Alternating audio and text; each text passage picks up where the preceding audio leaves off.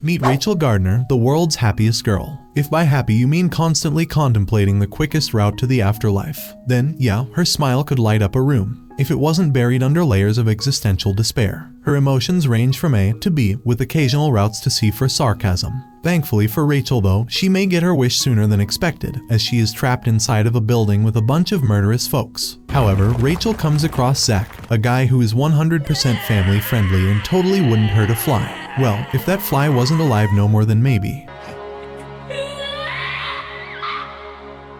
Big blue eyes are a beauty, but what if they are hollow and the visuals keep covering either the blues of depression or the red of blood? Rachel Gardner's counselor, Danny, politely asks her to tell him what horrible stuff happened to her. She closes her eyes slowly as if thinking of what to say, but when she opens them, she finds herself in a dark room with a huge glass window. The blue moon outside looks almost fake, and when she goes out of the room, it doesn't look like the hospital floor she was on, but rather a creepy place. Walking to the end of the corridor, she finds something like a riddle on the wall questioning who she is rather than what she pretends to be. Confused, she turns back and goes to the nearest opening. There she finds a typewriter asking her who she is and why was she in the hospital. Rachel mentions her counseling session because she saw people die and wanted to go back to her parents who opened the elevator doors. Now, to assume she is easily going to find a way out is just a false hope. The moment the elevator door closes, the speakers announce her as the chosen sacrifice. Despite the creepy and haunting situation, Rachel seems calm, wondering what this is all about. The elevator reaches the next floor and the weird abandoned building makes Rachel wonder what this place is. The speakers announce it as a play area, but Rachel walks out trying to find a way out of the building. Sudden noises from around keep her on an alert as she tries to figure out a way. Witnessing a bird, her focus stays on it since she notices its injury. Wanting to treat the bird sitting on the floor in front of her, Rachel is about to step forward when a loud noise comes as a jump scare so fast that she doesn't have time to react other than her eyes widening. The noise is the wooden barrier and the door opening besides the bird getting destroyed with a scythe.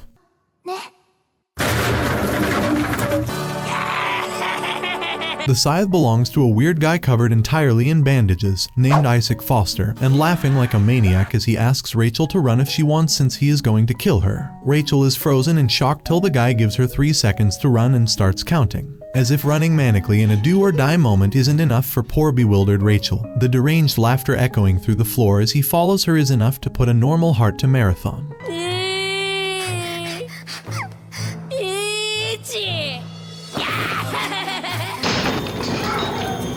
Here's Johnny! Rachel hides in a box-like space which, even though Isaac discovers and attacks, makes him lose her. His heavy strikes at the space don't receive any reaction, making him assume Rachel isn't there. It's impressive how she remains composed in this uncalled chaotic situation. While rushing to find an exit, Rachel dumbass comes across a bird that looks close to dead, and what better way to fix it than to stitch the bird back up together even though her life is in danger. As she finds a way to the elevator, the crazy loud voice mocking her is back. If it's not the bloody scythe or the bandaged body that will trouble you, his loud wild tone is enough to give you anxiety and feel like running for Rachel. Rachel rushes to the elevator and barely manages to close the door, so close to an attack that the elevator door gets dented. On the next floor lies the hospital she was at. Walking around to find a way, her breath hitches the moment someone calls her out from behind and holds her arm. It turns out to be her counselor, Dr. Danny. He tries to make her recall himself and then the two tag along to find a way. His words are both suspicious and concerning, as if he knows about the place and has some hidden agenda while simultaneously trying to help her. So in short terms, he just like my uncle. Having the corridor blocked, he takes her to a nearby room where they find a riddle questioning the reader's true desires and reminding them that they come with a prize. Rachel is as confused as she should be with Danny's weird attitude and his fascination with Rachel's eyes. He keeps praising them a little too creepily. They then enter an operating room where Rachel steps back from him at his mention of wanting a good look at her eyes and how he'd like them just like the eyes of mothers. But Rachel doesn't know he is talking about wanting to see lifeless blue eyes the way he saw his mother's when she hung herself. Danny seems bipolar and Rachel seems like a complete dumbass as the moment Danny shifts back to normal, she listens to him asking her to get her false eye from the back room as he cannot see well in the dark. When she finds it, he tells her to wait outside and not try to run as he puts a fake eye on him. Rachel has finally figured that this Danny is not someone she should follow around. But it is a little too late to run as the door is jammed and Danny is back with 2 eyeballs in his eyes. He forces her on the operating table and tries to terrorize her, but it's of no use. At the mention of her parents, she says she will meet her in hell soon, which suddenly triggers something inside of her. As if she has retrieved a traumatized memory, Rachel becomes still and her eyes start looking at the kind of lifeless Danny fascinates. This makes him super happy and he celebrates by throwing his head back. However, it's the wrong move. Suddenly, a fountain of blood flows out of Danny after a certain bandaged guy has killed her. Isaac then targets Rachel, but she is lifeless enough to ruin the fun of murders for him. The speakers announce that the resident of the B6 floor killed one of the B5 floors, violating the rules and becoming the chosen sacrifice. He sighs and decides this means he needs to run. Behind him, Rachel comes out of her thoughts with the worst conclusion possible. She lifelessly walks up to Isaac trying to open the elevator and asks him the favor of killing her. Her hands joined and eyes wide, she asks with such innocence from Isaac, whom we are going to refer to as Zack, to kill her as if it is a request to save her. Zack tells her he doesn't have time for her weirdness and asks her to open the door. You know you have an issue when a serial killer himself think you are weird. However, her eyes light up slightly at the expectation that he will kill her if she helps him, so she goes back and grabs the key from Danny's pocket to open the door. Zack figures she is smart and knowing he is not rational in the head,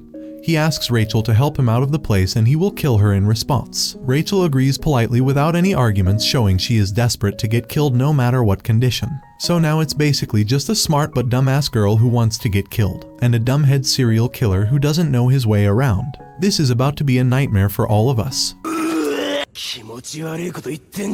During the elevator ride, Zack asks coldly if she knows Danny but gets the silent treatment. Rachel also asks the same question with the way Zack addressed Danny before killing him, but the hot-headed guy has zero clue he did something like that. Or maybe he just pretends so. Getting out of the elevator, there's a little water in which Rachel notices something, but Zack tells her off for wandering around in her mind. Kind of a hypocrite since he made her tag along to use her smartness but refuses to listen to her properly. Moving along, they enter a space where a lot of graves reside. While Zack is annoyed by the mud and graves, Rachel is constantly zoning out while looking at them with a longing look. Both of them are insane in their ways. Rachel then walks up to a freshly made grave while staring at the label on it. The grave indeed belongs to her, while an incomplete grave belonging to Zack is beside it. Not wanting to die with this psychopath girl, Zack tells her to find a way for them to escape if she wants to die fast. Well, that's one way to get someone to hurry up, I guess. Rachel spots a narrow alley behind their graves and questions if she should look around. Zack is double-minded about how she'll escape until he realizes she is tagging along for him to kill her. Rachel's constantly creepy replies make Zack sigh and let her go. She asks him to look for some triggers to get them out, but Zack reminds her he wouldn't need her if he was that smart.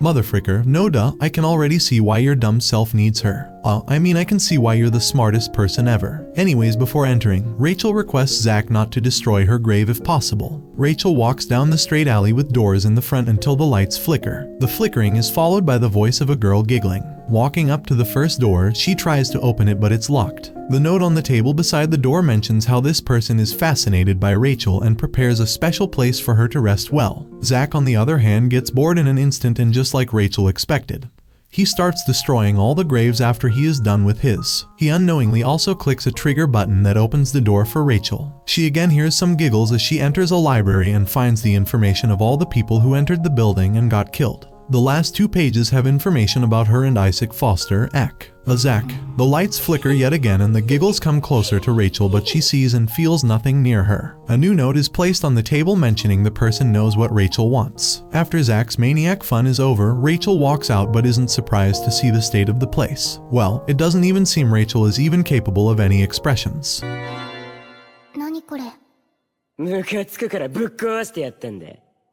Rachel reads out Zack's information, but he stops her by asking if all this makes her scared of him. Rachel responds negatively, so Zack tells her the story of a girl who pretended to not be scared to escape, but he hates lies. Rachel looks at him blankly, questioning if this incident links to her in any way. Zack is dumbfounded for a moment till he recalls she wants to kill him. He then violently destroys her grave even though she asked him not to, since he doesn't want this floor to be where Rachel dies. Walking back to the elevator, Rachel asks him to look inside water, which makes him show arrogance yet again. But an unfazed Rachel doesn't care about it at all. She tells him he can refuse if he wants. Turns out Zack just has a thing for acting out even though he is going to follow the lead.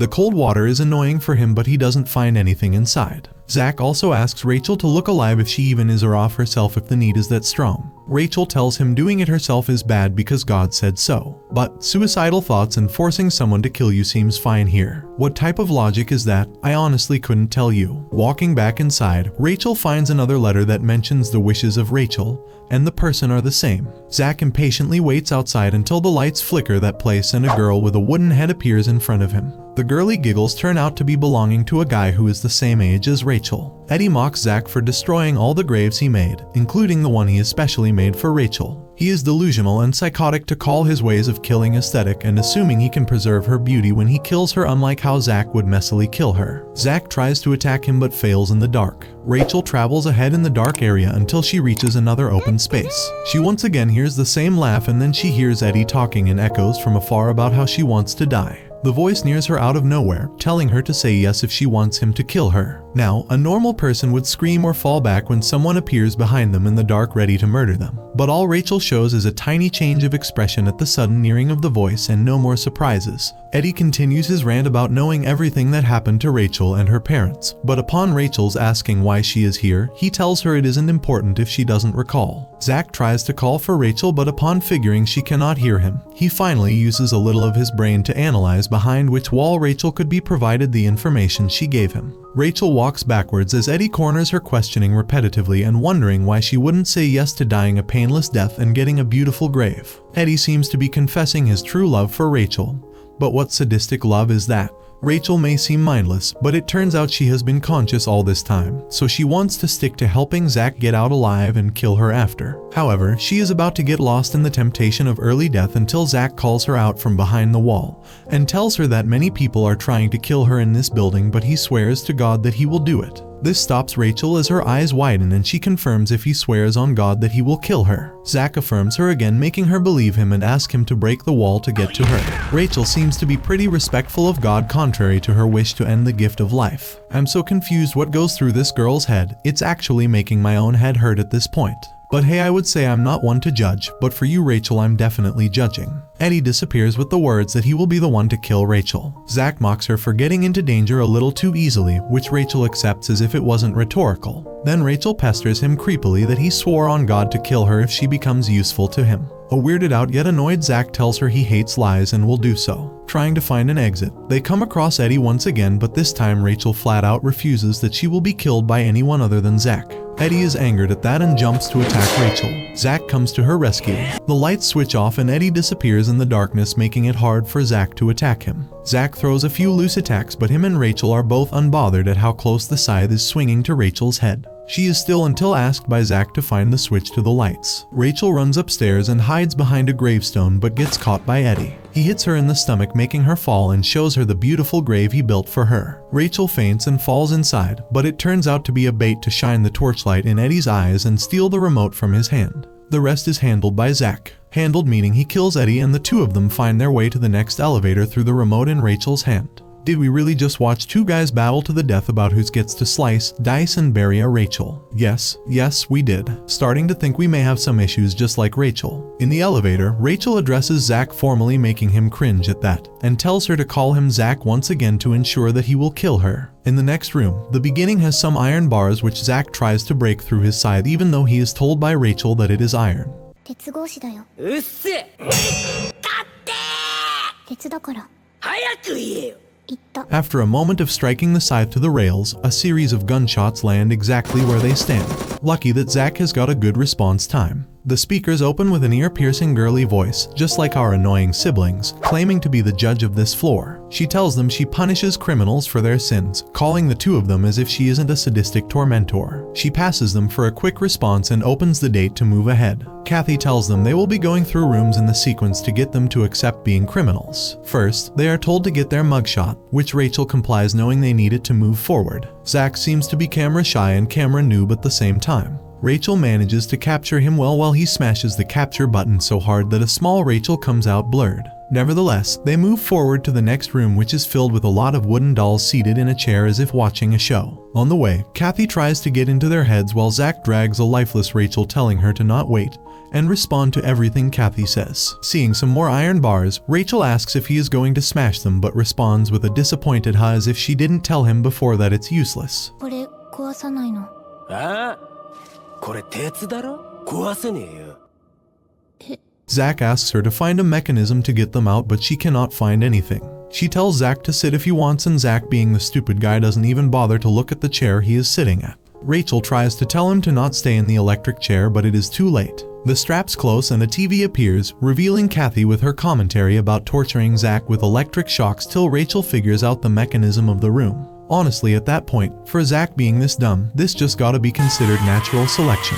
The eyes of all dolls light up and they bob their heads every time Zack goes through a shock. Zack tells Rachel to hurry, so she drags his heavy scythe and with a lot of effort, uses it to break the dolls one by one. Once all the dolls are destroyed, Zack is free, but of course, a guy receiving electric shocks would think she was slow no matter how hard it was for her. Zack seems to not learn from his mistakes at all as he drags Rachel to another dangerous room. The room smells weird and has bloody hand marks on walls and windows, a weighing scale, and a corpse. Kathy's voice tells them they need to figure a way out of this room while she fills it with poisonous gas. There is only one mask, and after a certain while, the gas will be to the extent that the mask becomes useless. As the timer begins, both tell the other person to take the mask since the life of the other is important for the goal of one. Eventually, the two decide to trade it in turns. Initially, Zack wears the mask while Rachel figures the clue on the corpse to weigh its right foot to the bag of crimes. Zack makes sure Rachel gets the mask when needed. The weight is the same, but there seems to be happening nothing. Rachel throws the mask and falls on her knees in worry while Kathy laughs at their agony manically. Rachel's head starts to feel foggy, so Zack puts the mask back on her face, wanting her to figure a way out. She sees an opening in the ceiling and wonders how anyone could reach there, but doesn't seem like an issue for Zack. No, he didn't climb up. He simply picked Rachel up and threw her into the vent as if she was just a doll. Rachel finds a keycard, comes back, and gives it to Zack while she coughs. All this only for Zack to bend the card in trying to open the door. Kathy laughs at the ironic situations, as she should,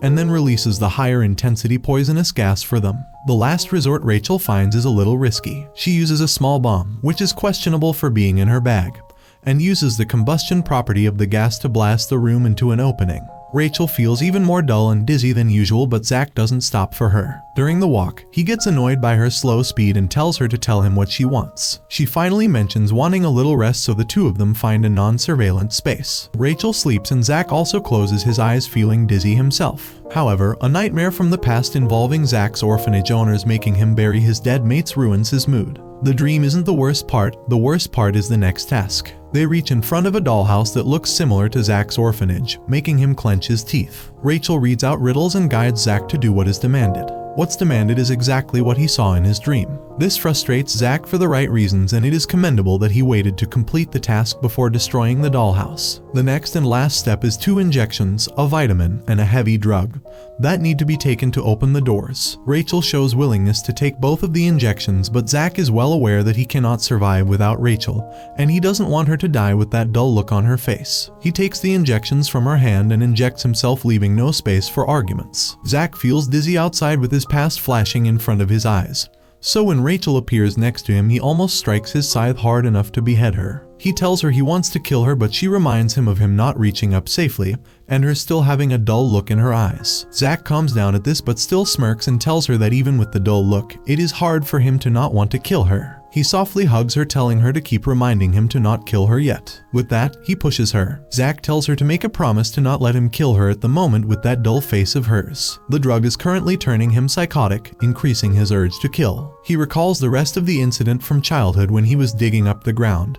He found the skull of a child, making him realize what was going on. He then watched the violent movie the owners love so much and used a knife from the kitchen to stab them the same way. With that began his interest in murdering people. He pushes Rachel and makes her run so she can escape from him. Rachel runs faster and with more energy than before because this time it is for the sake of Zack and his promise. Zack chases her with his loud, disturbing laugh until she reaches a room that directly confronts Kathy's room with a transparent window in between. Zack reaches up to Rachel and holds up his scythe ready to kill the girl who has nowhere to run now, but before he can swing it, his arm is shot, temporarily bringing him out of a trance. Kathy appears in front of them and starts mocking Zack for being an ideal criminal whom she'd love to torture forever. Zack is infuriated by her existence and tries to hit the scythe to the glass, only for the guns surrounding the room to shoot near his feet and make him fall. With dramatic circus music, a gun appears beside Rachel as Kathy asks her to pick it up and aim it towards Zack. Making the competition between the two even, she tells them to fight each other and whoever survives gets to be her prisoner for life. The deal's a little off, but 10 points for Kathy's confidence. Rachel picks up the gun while Zack aims his scythe at her neck, telling her to shoot him first if she intends to, since he cannot hold back for longer. Rachel aims the gun at him but doesn't move an inch, making it clear to Kathy and Zack that she doesn't plan on shooting.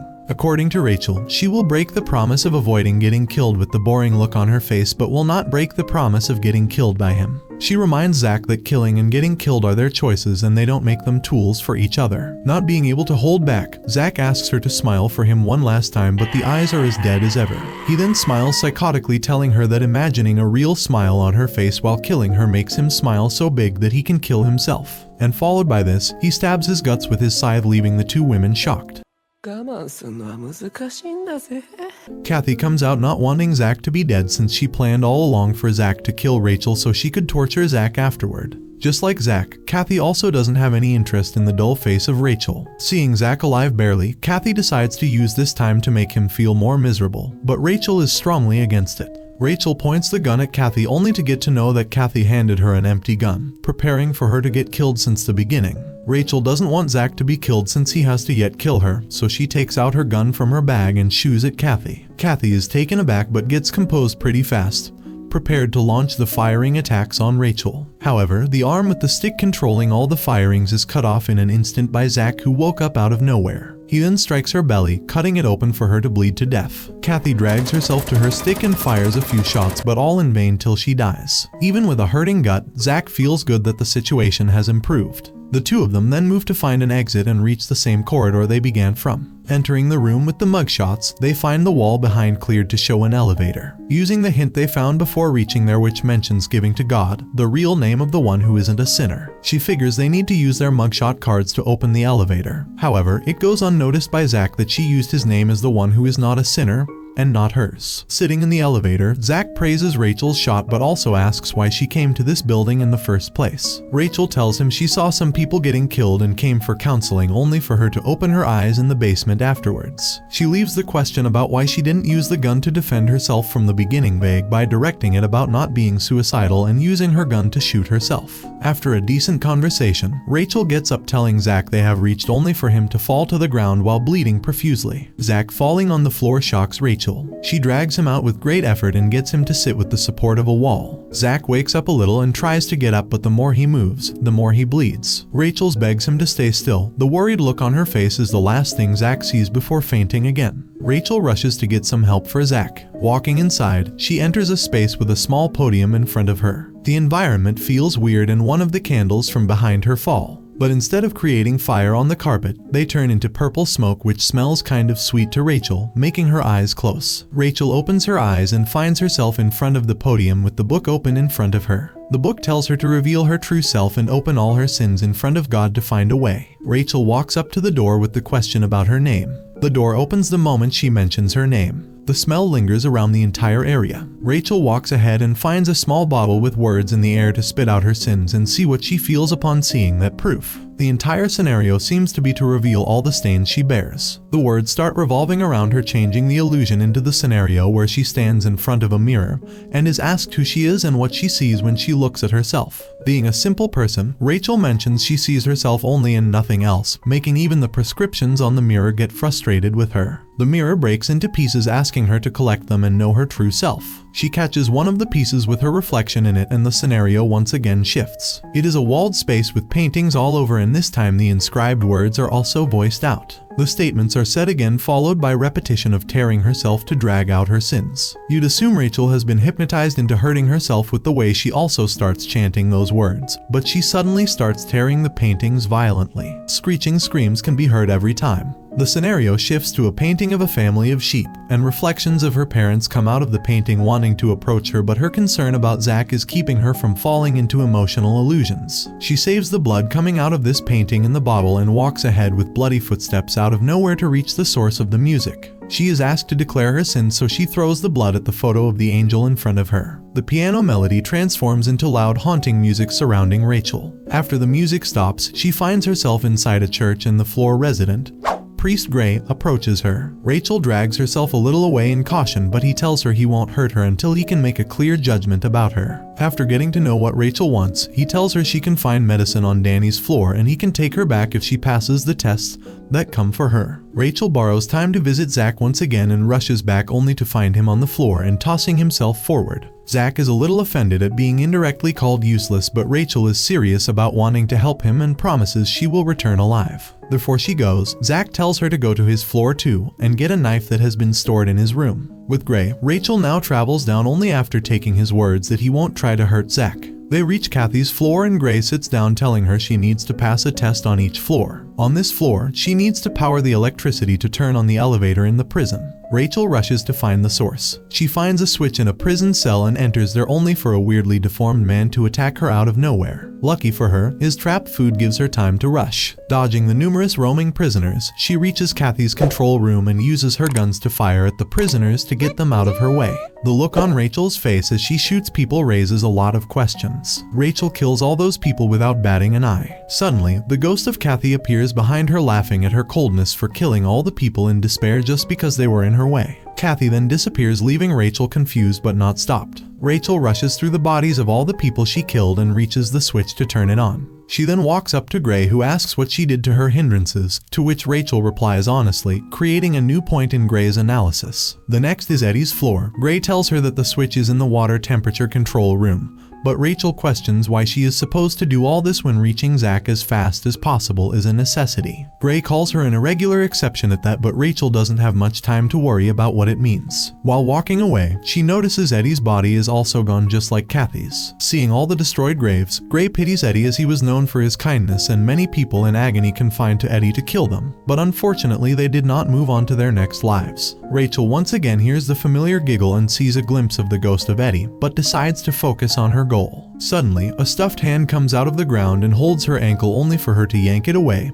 and step on it. The blood and scream worry Rachel, but only for a moment. Finding the situation gross and annoying, she swiftly moves while stomping on all the hands coming out of the ground as if she is playing real-life whack-a-mole. Gray observes her a little before turning away with the question if she is a lost sheep or a demon. Rachel easily reaches the switch and turns it on, but Eddie's ghost appears there, praising her for killing all those hands without a second thought just because they were in her way. He calls her selfish and tells her many people, including Zack, will end their lives suffering just by being around her. On the way back, Gray inquires about the situation, but Rachel leaves out the part that she also heard the screams. The next stop is Danny's floor, where she needs to find medicine. Gray leaves, but she stops for a moment, recalling her and Zack's promise that happened just outside this elevator. Suddenly, a green slimy thing rises in the air and follows Rachel, only for it to never fall on Rachel but turn everything green. Rachel searches through the entire floor but doesn't find any medicine, questioning Gray, who refuses to know anything. He suggests going to the last floor to at least get some bandages for Zack. Flashback to Zack's past when he started wandering through empty roads after killing his caretakers. He then killed a lady to reside in her car until the next day when an old blind man came asking about his whereabouts. The oldie takes him in, but at night, Zack feels the same uneasiness and goes out to kill some people. Later, he comes back and confesses to the old man what he did. The old man is unbothered and leaves to get some break for him. The message is on a note, so it is kinda ironic that a blind person can write it, but Zack doesn't know how to read. Eventually, Zack goes out to search for him only to find out that a con couple killed him and took his wallet. Zack finds the two of them and keeps stabbing them until he feels the satisfaction within himself by putting such shameless people into despair. Zack lies in pain on Gray's floor when a certain double-pupiled doctor returns to have his revenge. Zack gets up and faces Danny, questioning how he got there. Danny had taken a few precautions for his safety back when Rachel reached his floor, which served well in saving him from dying. Danny mentions the fact that Zack is wandering around with Rachel and plans to kill her is something he doesn't like. Danny seems to have all his interest in Rachel's eyes and even shows a willingness to leave Zack if he gouges out her eyes and gives them to Danny. Zack tells Danny he has zero interest in doing something to her eyes but still would prefer them to be around as he kills her. Joking about the condition of Zack, Danny leaves while his injury, as if being bruised enough to lose blood, is not a big deal for either of them. On Zack's floor, Gray tells Rachel that this one would be simple as Zack is pure. Rachel rushes to get the knife and some bandages but is left shocked to see the state of the room Zack has been living in. It is an unclean room with trash of all the foods and drinks he had still lying about and most of his bandages used. She also sees a few crunched up loose papers on which Zack is trying to learn how to write. She finds a clean set of bandages and grabs the knife to get back. When they reach back, Rachel gets concerned about not seeing Zack where she left him and looks accusingly at Gray. Gray tells her to not do so and tells her he is ready to make a judgment against her. The next few words are shocking enough for Rachel to prominently show trouble on her face rather than the constant dead look. Gray tells her that initially he was conflicted since she was trying to save Zack but simultaneously killing whoever came in her way, but then when he asked her in the elevator about why she was saving Zack, she mentioned that his death would be a problem for her. Rachel steps back with wide eyes when she is called selfish and narcissistic. He then makes a judgment and the pink smoke appears again. When Rachel regains her sight, she is standing across a giant snake. Rachel starts running manically until she sees Zack's back. She tries to make him run with her but his push brings her out of the illusion and it turns out there is no snake. She tries to care for Zack but he refuses to get his bandages touched. Upon knowing Danny is on the floor and that he told Zack he has got some medicines, Rachel tells him they should find him. Zack refuses to leave her alone this time but also has difficulty walking. He finds Rachel's behavior a little weird. As the two walk ahead, a ripped-out painting of a similar snake catches Rachel's eyes. She stares at it till an actual snake pops out of the space where it is ripped. Zack comes to her rescue telling her to find an exit. The snake disappears in the walls through the holes, but only so it can sneak up through the hole near the door Rachel is standing at. It is only Zack's fast reflexes that save her this time. The two walk further but using the scythe with his wounded gut causes Zack to get even weaker. Rachel worries about him, but Zack tells her that monsters don't die easily. He also notices Rachel acting unusual with her extra care for him and has a sense that she feels guilty about something. A spot on judgment for someone who isn't that smart. Rachel tries to leave to get some medicines from Danny, but Zack calls her out for walking into danger with an empty gun. He then questions why she is helping him with this seriousness and at the mention of swearing to God, he lashes out that there is no God in this world. This is a far-fetched statement but enough for Rachel to almost have a panic attack as she feels like her life no longer has a direction anymore. Personally, I think your life been lost throughout this entire thing.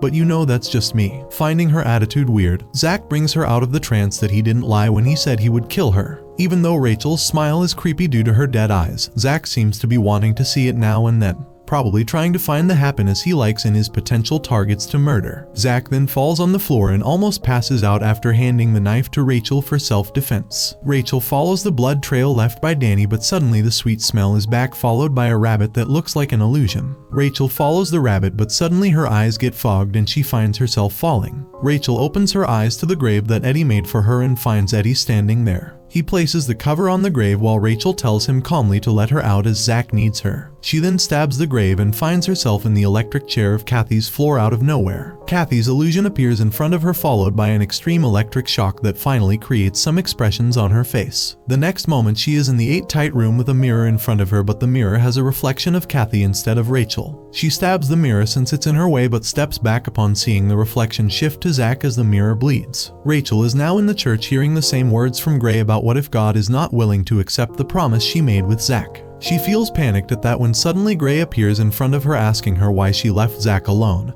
and even took his knife when he is clearly injured and Danny is roaming around freely. He tells Rachel that he has a hold of medicines from Danny now and that Zack is only in this state because of her. Zack has reached this point only because he met her and became a victim of her selfish desires. Gray sends her into a hypnotic illusion while giving her a reality check that she doesn't even know who she is and her desperation to be accepted by God has thrown her into falsehood where she is deceiving them. Gray calls her a witch that has appeared among them angels. Well, Angels of Death is the right title if he insists upon calling himself the Angel. The scenario shifts to a courtroom where the trial of the witch begins, but the witnesses to reveal evidence against Rachel are Kathy, Eddie, and Danny. The scenario doesn't count for anything except that this world considers them angels and an outsider the enemy. Kathy begins her trial and shows videos of the time Rachel and Zack were on her floor. The videos are cropped in a way that it looks like Rachel was commanding Zack, leading him to harm himself, followed by shooting Kathy, who was there to save Zack. Danny and Eddie point out the happy expression Kathy has when Rachel picks up the gun to weaken her argument, but Gray calls it Rachel bewitching poor, innocent Judge Kathy into craziness. The trial already seems pretty one-sided.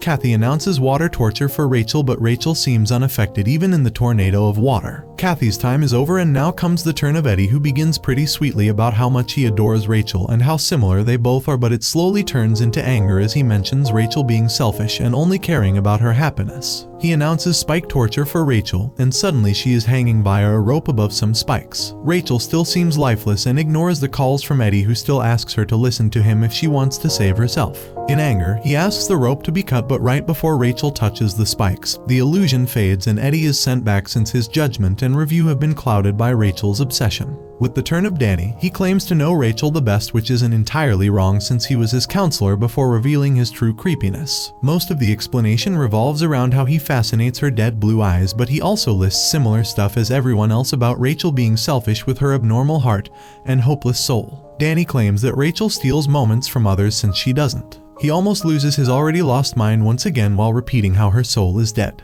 With everyone's claims, Gray announces his verdict that Rachel indeed is a witch, and as her punishment, she will now be burned alive. Finally, Rachel shows some response by claiming she isn't as the fire surrounds her. Rachel resists the accusation of her being a witch and tells Gray that they made a promise. Zack mocks her as she is hung on a cross, that there is no such god that she worships. He then claims to be the god of this place. All his claims put Rachel into deeper trouble as her mind becomes a mess, wondering who her god is then, and what is she if not following a god. She falls into thoughts upon hearing that she hurt Zack and sees Zack in front of her. He is about to kill her, but the scenario vanishes, and currently, he is taking her hand and running as if away from something. While running behind him, he suddenly vanishes with only his scythe and bandages left, making Rachel wonder what happened to him. She starts feeling the heat of the fire, but the cold inside of her troubles her too. She keeps wondering where and who is God if she has been in a deception. Suddenly, she lifts her head to see Zack standing in front of her. He starts to walk away as she calls him out, promising to remember something from now on. The next moment, she used his knife to cut the ropes and untie herself. She did it unknowingly, making her realize God has been with her all this while. She has broken away not only from the illusion of fire but the entire scenario that Gray created for her, shocking him. He is still insistent that she is a witch, but somehow has gotten to acceptance that there is no purifying her. Upon her adamance to get the medicines for Zack, he ends up showing them to her. Before she can leave, Gray asks if she wants to kill him, but Rachel is only intending to kill the ones who come in her way. After informing Rachel that God despises the liars and the unclean, Gray sends her off. Rachel rushes towards Zack and finds him unconscious in the same place she left him. She removes his bandages on the abdomen to apply the medicine and is a little surprised to find burn marks there. I mean, why else would he cover himself in bandages, ma'am? Zack wakes up at the commotion and tries to tell her off, assuming she must not be liking touching him, but the thought doesn't even seem to be crossing Rachel. She tells Zack that she needs to sew him up and manages to get her way easily. Zack seems to want to thank her, but not being used to it, he calls kudos for the fact that her weak self made it out alive. Rachel is unbothered with whatever he calls it. Zack then asks her why she is going out of the way for him, only for him to get weirded out even more than what he expected was possible. In all seriousness, Rachel calls him her god and tells him how his knife saved her today. Zack knows well how to use his stuff, as he tells her to treat her god better when she makes a mistake stitching him up. Zack tells her they are leaving as soon as she is done, but seeing her get dizzy with sleep, he decides to let her rest for a while. The moment she wakes up, they decide to leave, but she hasn't found the elevator yet. After putting a little thought, she figures the elevator must be in the hidden area where Gray put the medicine. The two of them walk through the church, which is fascinating as a huge place for Zack. He asks if she got the medicine simply by asking the priest. She tells her it wasn't that simple, but the priest seemed to have a soft spot for him to eventually give her the medicines. Rachel looks back to what stopped Zack, only to find him puking at that statement. Puking. Walking through the secret corridor, they find the elevator and get on it. On the way up, Rachel asks him how he got the burn marks just because she wants to know more about him.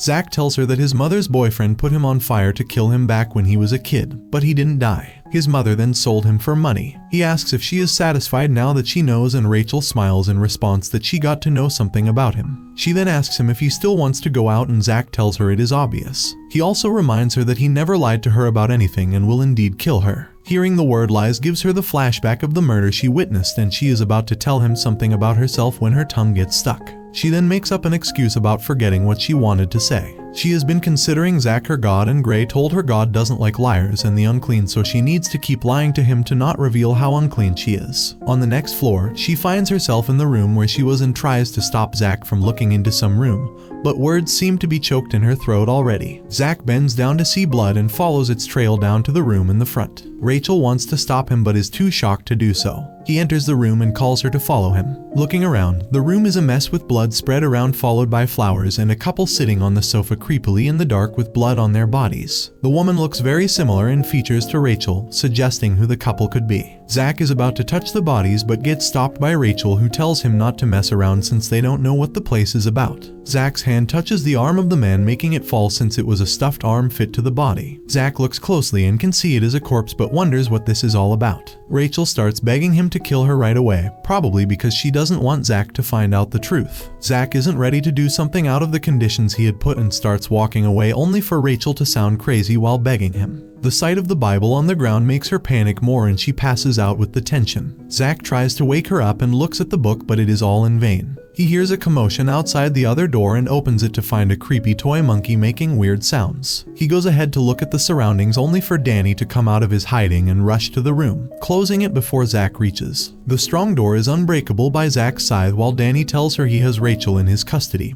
and Zack can look around the floor and find his answers if he wants to get out of there. Knowing he will have to look around the floor to get him to open the door, Zack rushes for it. He goes upstairs, but almost all of the doors are locked. In the open place, he finds the photo of the dead couple, only to get attacked by a set-up trap in response. Dodging it, he finds his way to the kitchen where a pizza is placed on the table. He flips the table in annoyance, only to find a secret passage going somewhere from beneath. Unfortunately, it is locked too. He looks around and finds the key in the running bathtub, but also gets his hand bitten by several wild fish when he puts it inside. Going down the door, some dogs attack him. He slaughters them easily while being annoyed by how this place has been entirely made with traps. Walking ahead, the ground beneath him breaks, almost making him fall on some spikes. His scythe makes him hang via the edges temporarily while someone walks up to him. Rachel finally wakes up and is told by Danny that Zack will find out the truth about her soon. Rachel tries to rush to the door, but Danny stops her, telling her they will now sit back and wait for what happens. Gray saves Zack from falling and reveals to him the entirety of the situation. He tells Zack that people who worship a certain god only do it to denounce the ones they don't like in the name of God. To truly test them, he decided to put them in this building and see how far their belief took them while pretending to be the god of the building himself. He also reveals that Zack, along with Danny, Eddie, and Kathy, did not hesitate in killing others and hence were needed for this mission. But Zack's innocence and sole goal of killing had been changed a little after meeting Rachel and after she called him her god. Zack calls this all crap. Gray tells her to get all the answers from the room he found on the floor above, the room where he only needs to put the nameplate to unlock it. Zack follows the guided directions from Gray for where he can find the nameplate, while Danny switches on the TV to show Rachel a live transmission of her exposal. Rachel seems even more traumatized with every step that Zack takes towards her reality. Looking around, Zack opens a music box in which the nameplate is present and matches it with the letters of Rachel's name written on her family picture with the dead couple to realize it is her name. Zack then rushes towards the room above while Rachel uses Danny's stupid celebration about Zack finally reaching the truth to escape. Rachel rushes fast to stop Zack from entering the room and is only a moment late to him opening the door. Danny comes up from behind her, telling her it is about time things go this way, and takes her back. Rachel lifelessly walks back with him while Zack explores what he has figured is Rachel's room. Suddenly, the TV turns on, revealing the news about the death of a couple that was revealed a week after their demise. The news said that Mr. and Mrs. Gardner were stabbed and shot multiple times, and then their bodies were found weirdly sewn together. Their daughter, Rachel, was found near the bodies but showed signs of confusion. While Danny laughs in his sadistic happiness, Gray observes the truth unfold for Zack, and Rachel stands lifeless. Zack stands up looking at the screen in shock. The news on the screen shifts to Rachel's counseling session with Danny. Setting up a camera, Danny tells her about how his mother always despised him due to his fake eye, but he still loved her. In this way, he asks her to mention how she felt about her parents and why she sewed them up. Rachel responds that she needs a perfect family. It all started when she found a puppy on the street. Wanting to bring it home, she went back determined to ask for it, but the moment she entered the house, she could hear her parents shouting and arguing with each other. His drunkard father abuses his wife and calls out Rachel for being the way she is before storming off. Her mother is laughing like a maniac, deciding to teach her useless husband a lesson. In this entire scenario, Rachel keeps trying to get their attention and mention her demand but goes unheard. The next day, Rachel goes to visit the dog, but the dog bites her. She tells Danny that she only remembers waking up in her room later and fixing the dog in her house. She then mentions the day when she was treating the dog in her box and went out to talk to her parents. They are arguing about Rachel acting crazy, but by the time Rachel opens the door, her father has already stabbed his wife to death. Rachel runs as she becomes his next target. In the room, her father breaks in, telling her she isn't any different from him provided she killed the dog that bit her and then sewed it to keep it as a doll. Rachel takes out the gun that belonged to her mother and shoots him, wanting to achieve her perfect family. It is after that she sews the two of them together and stitches them in a way that they seem a happy couple. It is very concerning how she says she got sad when the police found the bodies. After hearing the entire story, Zack breaks the TV with his scythe and angrily rushes towards the room where Rachel and Danny are locked in. He tries to break the door, but before he can do so, Danny calls him out that the door is unlocked and he needs not to be so harsh. Zack walks in only to find Rachel looking blank. Ignoring Danny, he confronts Rachel, asking if she kills all the people that come to this floor. Danny points his gun towards Zack, ignoring his question, and shoots near his foot. Zack is still unbothered by Danny and directs his words to Rachel, wanting to get his answers. Danny tells Zack that Rachel was brought to this floor at his request, but she had a mental breakdown because she found a Bible on the floor and read it. Her mental breakdown is what caused all the commotion in the entire building, as the book declared her sinful and unacceptable to God. Rachel finally lifts her head and asks Zack if he is her god. He refuses to be her god, making Rachel go in a trance in which either he becomes her god or she kills him. Danny continues to manipulate her into believing she will never be forgiven by her god. Meanwhile, Danny is obsessing over how dead Rachel's eyes look, just like his mother's when she committed suicide. Assuming Rachel showed him, Zack keeps talking only to get hit by the bullet near his shoulder. Rachel then walks away, not letting Zack talk anymore. Zack follows her, trying to find her, and reaches the overflowing bathtub. It is only a little too late that he notices the electrical plug going into the water of the tub. Zack's scythe causes him to receive an electrical shock. Recovering from it, he rushes to get to Rachel, but she just doesn't stop. Dodging all the hindrances, including fire that he fears and despises, Zack enters the room only for Rachel to be behind the door, pointing a gun at his back. Zack turns and points his scythe at her, ready to kill her, but still refuses to be her god. But Rachel is aware that he won't accept it. She mentions that her new god died the moment her lies and impurity were revealed to him. With that, Rachel shifts the point of her shot, breaking the entire window into small pieces. Rachel runs away once again. Annoyed, he clicks his tongue before following Rachel and asking her to wait and talk to him. Danny sneaks up from behind, pressurizing Rachel into killing Zack. Rachel is ready to kill Zack for her perfect god. Danny keeps talking about how Rachel can kill Zack perfectly, but everyone receives a shock when Rachel's bullet strikes her target spot on. Danny keeps talking about how Rachel can eliminate Zack perfectly since she is holding the weapon, and putting a shot through his head will leave no chance and eliminate him. Rachel fires the bullet and it comes as a big shocker to Zack what happened. When Rachel's bullet strikes her target spot, Zack's eyes begin to shiver. The target turns out to be Danny rather than Zack, and with blood dripping out, he asks Rachel why she shot him instead of shooting Zack. She tells Danny she wants to end this scenario and doesn't want to live with him.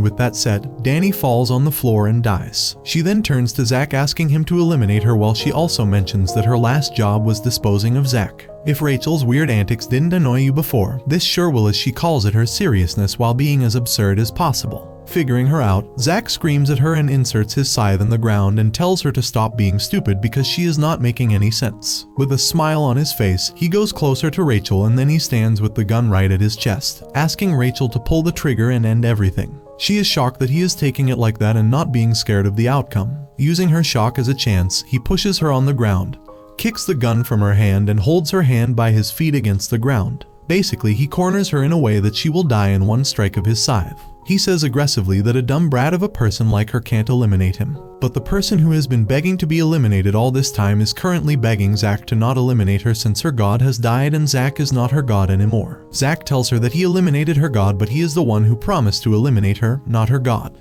He keeps on ranting about how his ways are different. He eliminates whoever he wants to and is not dictated in any way, nor does he have a far-fetched plan about everything like Danny. He tells her he has his ways and she has hers. This makes her eyes go wide and tear up, questioning if she can control her life. Zack tells her to look in front of her right now and promises that he will eliminate her whenever she wants, but then she isn't allowed to die at anyone else's hands. Rachel keeps on weeping and Zack surely is getting annoyed because he says to her if she plans to cry like that forever.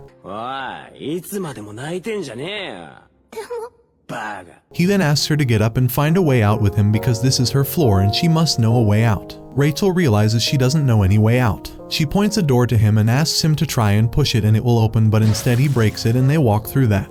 The front door is blocked out and no one ever comes down from above. Further, she says that Danny used to go outside, but since there is no way to go upstairs, he must be squirming through the vents, and Zack finds that hella creepy, which is weird coming from a murderer. She figures there is an exit on the floor below this one. As they reach the elevator, Zack tries to make it work, but soon enough Rachel realizes that the elevator is not powered, and she knows where the power circuit is. After a great deal of thinking, Rachel realizes where her stuff lies and decides to go into the basement, the floor into the weird room where Zack found her nameplate. She wanted to go alone because she is a little embarrassed from showing Zack her stuff, and Zack agrees with her and lets her go alone. In the room, she finds Gray standing with the music box and instantly she reaches for her bag to see where her gun is, but realizes she left it above. Rachel walks up to him as he asks if she doesn't consider Zack her god anymore. During the long questionnaire, Rachel tells Gray that they made the decision as a promise and that if he betrays her trust, it is her issue as she chooses to do so toward him. Rachel still wishes to be eliminated, but she has accepted who she is and still wants to die. Rachel then switches on the supply for the elevator and walks back, but not before asking the priest about the exit of the building. Surprisingly, the priest tells her to inspect the stained glass at the cathedral. Rachel bids her farewell to the place one by one and says she won't be back here ever and walks to the elevator with Zack again. They notice that the elevator has already gone down, showing someone who disappeared from the living room. Could he get any better at hide and seek? Rachel and Zack talk till they reach the priest's floor. They rush to the cathedral and use extra force to move the wooden furniture in front of it. Zack then violently breaks the glass and finds a huge staircase. They keep going up the stairs until Zack is tired. Rachel bumps and falls on the floor, which gives her the flashback of how she entered the building blindfolded but remembers walking a long staircase. Zack gives her his knife for safety and mentions how she looks more human now. The two suddenly stop upon hearing the announcement about the building detonation system being initialized. As the building starts to tremble, and soon enough Rachel realizes the building is about to go down and they have to run now. So, Rachel and Zack start running up the stairs faster. Gray smiles inside the building as he passes through every floor, reliving it the last time before it is burnt down. He thinks about the first riddle during all this that asks the reader to know who they are and new doors will open for them in their lives. Served right for Zack and Rachel, I guess. They almost thought they were out of trouble, but Zack and Rachel come across iron bars on the stairs which they both know are hard to break via a scythe or a knife. But Zack keeps trying to hit it and find a way for them, but he isn't able to break through it and looks at Rachel with misery. Unfortunately, the fire starts catching up to them and touches Zack's feet, and suddenly that puts Zack into a loop of traumatic flashbacks of his childhood where his caretaker would scare him with fire. As he covers himself away from the fire while murmuring he doesn't want to die in a fire, Rachel gets worried for him and starts striking her knife into the bars wanting to break them, but it's almost like pouring a drop of water on a huge fire, which is of course useless. Seeing her put this much effort brings Zack out of his trance and he gets up, stopping Rachel from hurting herself. Zack tells her to step back, claiming that he can break those bars with his scythe, and he charges himself up and screams loudly. And with one hard swift blow, he manages to destroy the iron bars, bringing them all down and makes enough space for them to run through that, and the two rush forward. Moving ahead, pieces of rock started falling from the ceiling, walls, and floors, but Zack is currently at such a high level of adrenaline rush that he breaks through them easily and even enjoys doing so, and Rachel notices that he is actually making the most out of it as if it is a real-life temple run simulator. Rachel also feels happy seeing Zack enjoy the scenario. Seeing the exit, they try to near it only for it to get blocked by huge boulders of rock, and weirdly enough Zack passes a smile as if he knows what's about to go down. Zack tells Rachel to give him a go so that he can do it and he will show it to her, and damn right he opens the path swiftly as soon as Rachel tells him to break through the path. Unfortunately, his scythe isn't in the same rush as him and has been taking pretty solid impacts. Hence, it breaks at this last moment and Zack knows it is useless for him now, so he throws it away before they go out. But the good thing is that the two can go out now. Before Rachel goes out, she looks at the scythe and says bye-bye to it and then rushes out with him. Walking out, Rachel stops asking Zack if he still wants to eliminate her. She tells him that she is very much constant on her decision of wanting to die, but she wants it from his hands and when he is willing to do so by heart. Zack tells her that he has been saving her all this while so he could eliminate her with his own hands. It is a creepy one, but a genuine promise between the two of them. Reminds me of some therapists these two should be seeing. Sadly, the situation gets worse when a gun is raised from the path they came from, shooting Rachel right in the back, and she doesn't scream but lets out a sigh saying Zack's name. Who else could it be than the psycho counselor who refuses to die? Rachel falls on the floor and Zack tries to get to her only for Danny to shoot him at places too. He is adamant about not letting Zack fulfill his promise to Rachel, but in current circumstances, Rachel is the one apologizing for it. Danny calls Zack a monster, but even a pained Rachel comes to his rescue, calling him perfectly human.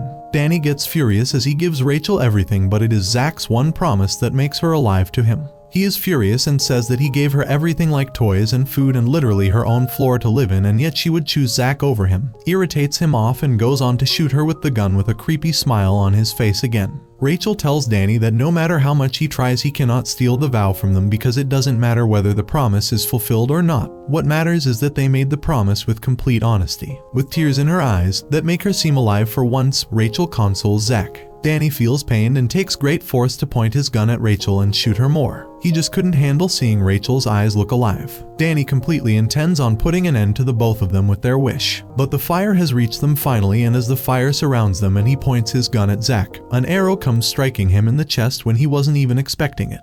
It is Gray who intends to save Rachel and Zack in a confusing turn of events, and he was the one who shot the arrow at Danny as an attempt to stop his from eliminating Zack and Rachel. He keeps shooting Danny to stop him from shooting Zack while telling Zack that Rachel is alive, and that if he takes her ahead with him now, he can surely save her. So, Zack picks up Rachel and makes his way out to save her while Gray makes sure that Danny reaches the final stages of his life in the fire he started. Gray stops Danny from hurting Zack as he carries Rachel out. Danny questions why Gray wouldn't support him, as he has always worked within the rules of this building even if he was looking for his happiness. Gray tells him that he had thought of Zack as an angel, as he used to only have the goal of disposing people in his mind, but after Rachel, he worked for the benefit of someone else, which made him a human.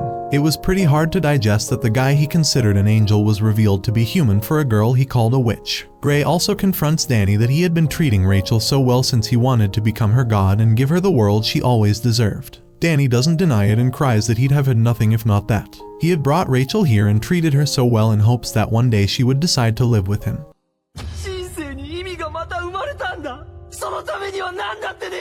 Giving him a lifetime support of the lifeless eyes that matched his mother's, and that just screams that this fella has mommy issues, and Freud would have loved this case of Danny. He showed all his love to Rachel in hopes that she will return his efforts someday and give him the love he always wanted. But he could not do that because of his trauma that accumulated all over the years. He would not want to share Rachel Gardner with someone else other than him, and at some point she would have to lose free. Further, Danny asks Gray about the people who he has seen living in this building and how they had been like. So, Gray tells Danny that all the people in this building are mere humans, and it is only humans that give others ranks of angels and gods and then destroy them for it. He praises Danny and the others for being beautiful with their cruel intentions, but it is a little too late for the praise as a giant piece of rock falls on top of them and crushes them, and they finally get to meet God. Zack drags himself with all his energy, wanting to keep Rachel alive, and keeps on saying to her to hold on a little longer because he doesn't want her to die by someone else other than him. He doesn't even have any idea what the priest means when he asks Zack to take her out if he wants to save her, but he just does it to help Rachel. Stepping out, there are a bunch of people standing in front of the building upon seeing the spontaneous fire take it over, and Zack keeps on telling Rachel to open her eyes because she can't die already. Zack stands there wondering what would save Rachel when sirens strike his ears, and he sees a bunch of police cars that are pointed towards him. He figures this is what the priest was talking about when he mentioned that he can still save Rachel Gardner. However, Zack is assumed to be the kidnapper of Rachel and taken into custody, which he doesn't resist as long as Rachel is safe. But he tells Rachel, even though she is unconscious, Zack tells her that he will eliminate her and fulfill his promise he made with her. A whole investigation opens up about the sudden fire and who Zack was. Rachel was declared mentally unstable and kept under help while Zack's history was investigated, and assumptions were made about his involvement in the murder of Rachel's parents. In an interview, the detective was being questioned by the journalist, but he couldn't form an answer because Zack said to him that he is not a liar and gave very honest answers about the fire, and the murders. Even the detective was confused as Zack confessed to all the crimes he committed, and gave off an aura that made the detective believe he didn't hurt Rachel's parents, but he brushes it off because he can't be seen choosing sides. Rachel's doctor kept her away from Zack's news and whereabouts, assuming it was good for her health, unaware that Rachel had been asking about him to meet him since the day she gained consciousness. As time passes, Rachel may seem to be showing improvement to the doctor, but she looks like the same dead person. She still lacks expression and communication but complies with everything in the institute, more like a dead doll who has been given therapy. One day the doctor comes in Rachel's room and wakes her up and tells her that they'll be going for a walk since the weather looks pretty great now, and Rachel agrees. Rachel overhears some news about Zack but goes inside after that. After her therapy session, the doctor is walking in the hallway with Rachel and she thinks that Rachel has shown signs of improvement, and well, after a long while, the doctor decides to tell Rachel that Zack was sentenced to death in his trial, assuming she would be content now, but she really doesn't budge much. Rachel does not show any expressions, like her usual self, and walks back to bed as if she does not even care about the news she just got. In her mind, when she is back to her bed, she is well aware that she has not been sleeping well at all before too, since she worried about Zack and their promise, and all she can do is close her eyes and nothing more than that, since Zack has been running on her mind all day long. Suddenly, the window in her room is violently smashed along with the iron bars using a very familiar scythe.